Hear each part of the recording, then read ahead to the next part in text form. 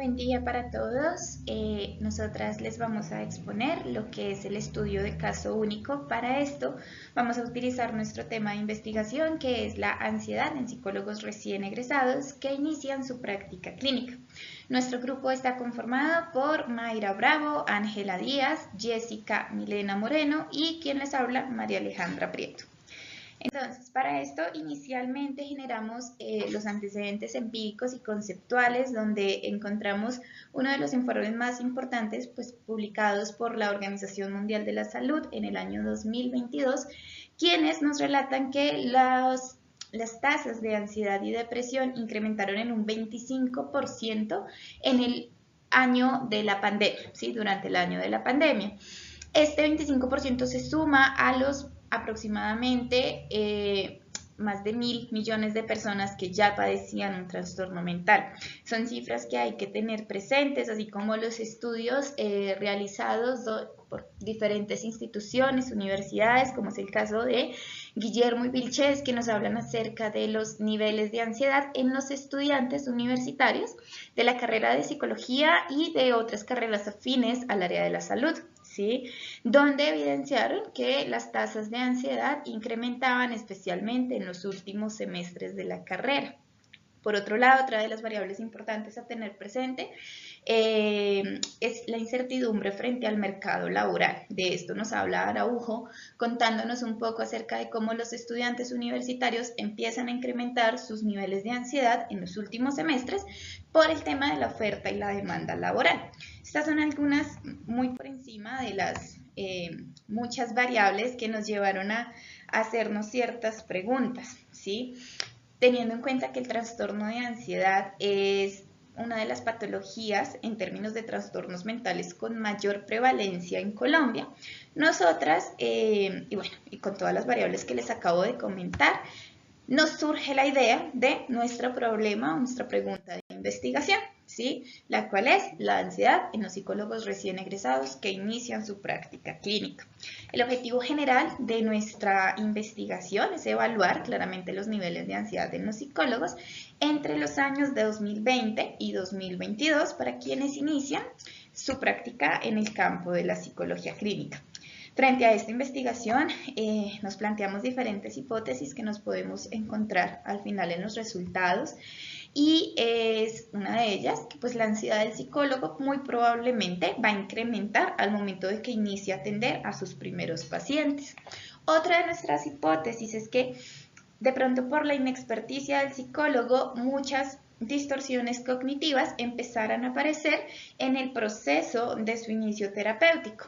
Distorsiones como una anticipación negativa, como quizá lo estoy haciendo mal, o de pronto una lectura del pensamiento, esto no le está gustando al paciente, entre otras que pueden ser propias de la ansiedad. En cuanto al posible muestreo de los participantes seleccionados, se tendrían en cuenta los siguientes criterios de inclusión. En primer lugar, que sean psicólogos egresados entre el año 2020 y 2022. En segundo lugar, que sean psicólogos que inician su ejercicio profesional en el campo de la psicología clínica. Y en tercer lugar, que sean psicólogos egresados de las diferentes universidades de la ciudad de Bogotá. En cuanto a los criterios de exclusión, se tendrían en cuenta los siguientes. En primer lugar, que los psicólogos no pueden tener un acompañamiento tutorial por parte de otro profesional. En segundo lugar, que los psicólogos no pueden contar con especialización en psicología clínica. Y en tercer lugar, que los psicólogos no pueden tener ningún tipo de diagnóstico de ansiedad previo. En cuanto a los instrumentos de medición, se establecieron varios. Entre ellos está la entrevista neuropsiquiátrica internacional MINI, la escala de ansiedad de Hamilton, el Therapist Experience Journal, que es un registro de las experiencias y notas del proceso de terapia e investigación basado en el CSP2 Experiential Therapy Session Form. Y el cuarto y último, el cuestionario de resultados, que es un cuestionario autoadministrable corto que se utiliza para medir el bienestar general.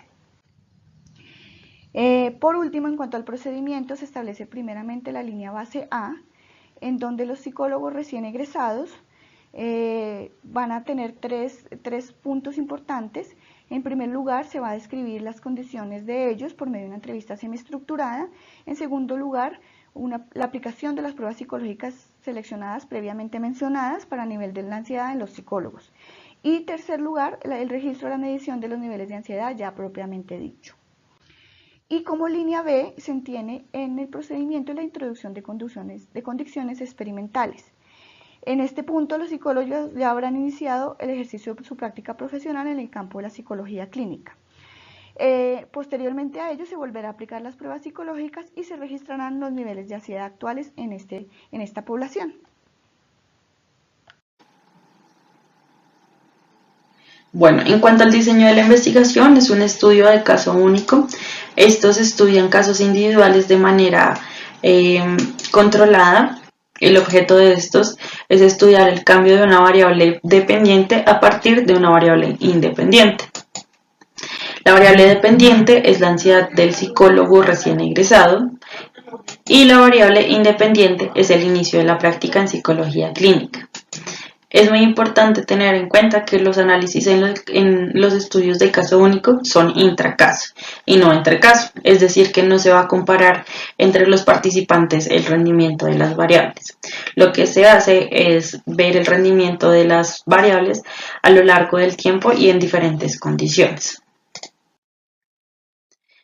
Listo, entonces hay tres fases: la línea base A, la introducción de la variable independiente y cuando se retira la condición experimental. La línea base A es, pues vamos a medir la ansiedad de los psicólogos recién egresados. Luego está la introducción de la variable independiente, que vendría siendo las prácticas en psicología clínica, cuando esos recién egresados inician esa práctica en psicología clínica, y cuando ya vamos a retirar la condición experimental. Bueno, en cuanto al estudio de caso único, hay algunos puntos que hay que tener en cuenta. El primero es que su análisis es intracaso y no entre caso. Como pues ya habíamos comentado al inicio, es importante que no se vayan a comparar los participantes entre sí, sino que se toma un caso y se hace el análisis en ese caso, rendimiento de las variables y los cambios que se pueden ver a partir de la fase B, que es cuando se introduce la variable independiente.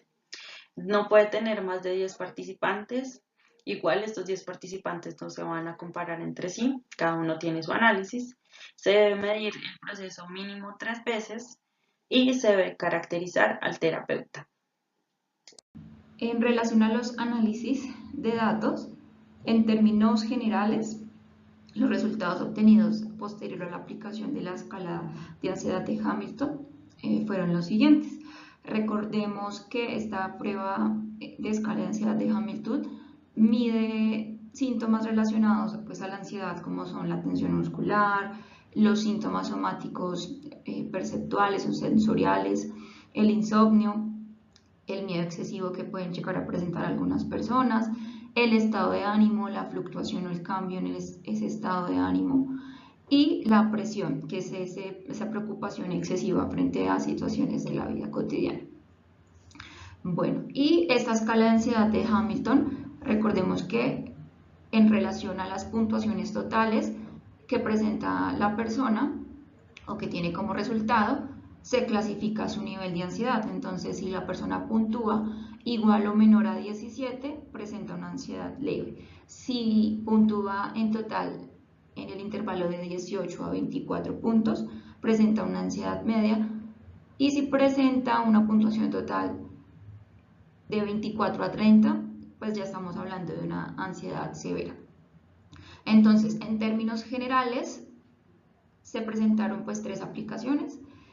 En la primera aplicación podemos observar que en términos generales todos los participantes, los 4 participantes, presentaron un resultado, una puntuación que nos demuestra que primero presentaron una ansiedad leve, menos el participante 2 que sí alcanzó a puntuar una ansiedad media. Eso en la primera aplicación. Ya en la segunda aplicación se observa cómo se disparó el nivel de ansiedad en los participantes, donde de los 4, 3 puntuaron ansiedad severa. Menos el participante 2, que lo que sucedió con él es que disminuyó, es decir, el disminuyó unos puntos, pero igual pues se mantuvo en una ansiedad media. Eso en la segunda aplicación. Ya en la tercera aplicación sí podemos observar que hubo una disminución significativa del nivel de ansiedad de las personas, de los participantes, donde en términos generales pues todos puntuaron una ansiedad baja o leve. El que más puntuó pues bajo fue el participante 3. Bueno, asimismo vamos pues a hacer un análisis de datos puntual en relación a cada participante. El participante 1, pues los niveles de ansiedad se incrementaron en la segunda aplicación con una diferencia pues de 4 puntos entre la primera y la segunda aplicación, y ya en la última sesión sus niveles de ansiedad disminuyeron en un total de 12 puntos. Para el participante 2, igual se presentaron altos niveles en la primera aplicación y fueron disminuyendo para la segunda con una relación de diferencia de 3 puntos.